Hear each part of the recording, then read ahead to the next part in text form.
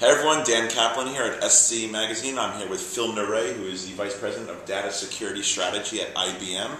And we're talking data protection, obviously. In light of some major breaches of late, Phil, we saw the Epsilon breach, the Sony PlayStation hack breach, and the goal of the perpetrators in those attacks was to get to the database. Is that right? Yeah, absolutely. That's where the goods are. Yeah, well, I mean, if you're going to store 100 million records that are important to you, chances are you're going to store them in a database, not on a USB stick or somebody's laptop. In today's day and age, we're seeing breaches, every week, major headline breaches. It's gotten to the point now where one probably has to assume compromise, meaning the age-old defenses, while still integral, firewall, IDS, obviously important to have, but you have to start looking inward and try to repel some of these things once they get inside. Yeah, I mean, implementing this type of technology is a data-driven security strategy. So you still need all the other layers.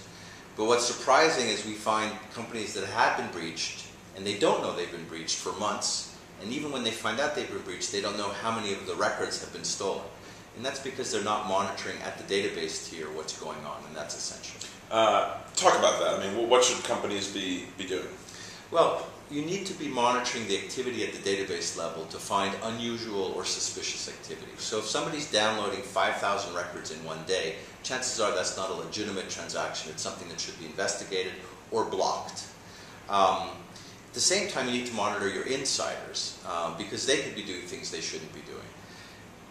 The hackers are going to have insider credentials, and usually very privileged credentials, root-level access to the database, because if you penetrate a database through SQL injection, basically you have the same privileges that the application had. So if you're monitoring your insiders, and specifically your privileged users like your DBAs, your chances are you're also going to catch the hackers that have come in pretending to be your DBAs and are doing things they shouldn't be doing, like creating new tables in the database and then storing stolen data or malware in those tables. Mm-hmm. So I want to talk about the insiders, but with a lot of these external attacks, these so-called APTs, initially the adversary is getting in usually through some socially engineered means, such as sending an email containing a link to some, that contains some malware, and that enables the hacker. And can you talk about how kind of they pivot and eventually get to the database? Yeah, absolutely. So we're seeing this is very common. You use social engineering, or you get someone through a drive-by kind of phishing attack to click on some piece of malware that then gets installed on their machine and eventually steals their credentials and uses those credentials to move successively to servers and other machines on the network. So if you're just relying on identities and credentials, it's not enough because you can't really trust those credentials anymore. And so once these guys get to your database, they can sit at the database level pretending to be a real insider user, but really they're doing things they shouldn't be doing, like taking data out a little bit at a time or a lot at a time. So that's where obviously activity monitoring would come in. You're looking at some of what they're doing. You're not just monitoring it, but also you're recording it so that in case of a forensic exam, in case something actually does happen, you can go back there and see exactly what they took. Right. So you need to monitor it in real time and continuously, so that you can quickly catch activity that looks suspicious or unauthorized. Mm-hmm. But then you need to create an audit trail, which is essentially storing every single transaction at the database level in a separate box somewhere that's secure.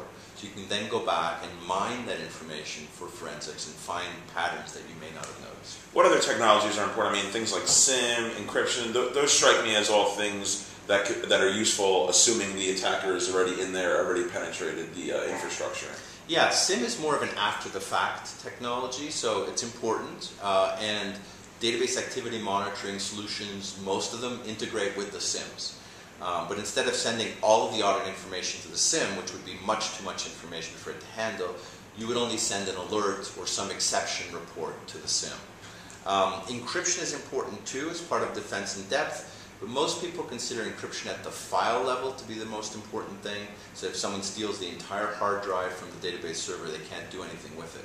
Encryption in the database itself is a little more problematic because it has performance issues and architectural issues. What about ensuring that the baselines are intact through configuration management, vulnerability management, those sort of things? Absolutely. So you need to make sure that your database is patched to the most recent level. You need to make sure that the default vendor passwords have been turned off. And there are a number of tests that you would need to do for each database on each OS platform that says, yes, this has been configured securely. And so you need to be checking that constantly. Yeah. And sometimes it's a means of just limiting the damage. You might not be able to stop everything, right? And I think a lot of organizations, perhaps that might be a wake-up call that's coming to them. Yes. I mean, often you're monitoring and you're not sure you want to turn on blocking yet because blocking, you don't want to block a legitimate business transaction by mistake. So most organizations will start with monitoring and they'll look at the patterns of activity, and based on that they'll set up rules. And then they could turn on blocking, but usually it's only for users, for example. So if you have a group of outsourced DBAs and they're offshore, and they're only supposed to be patching your system, then you can set up a rule that says if they try to do anything else but patch, like look at my credit card table, I want to block that activity. And our bigger accounts are doing that today. Okay, and let's also address the insider issue. I mean, obviously the big time external breaches are what dominates the news, but insiders, considering all of this, all the third-party contractors and partners that organizations use these days, they probably remain still quite the news. Insiders are definitely important. The regulators first started bringing this to people's attention a couple years ago with SOX. PCI also has a big focus on insiders. And it could be your own DBAs or your own sysadmins. It could be outsourced DBAs. It could be vendors that come in to fix, people come in to fix your server.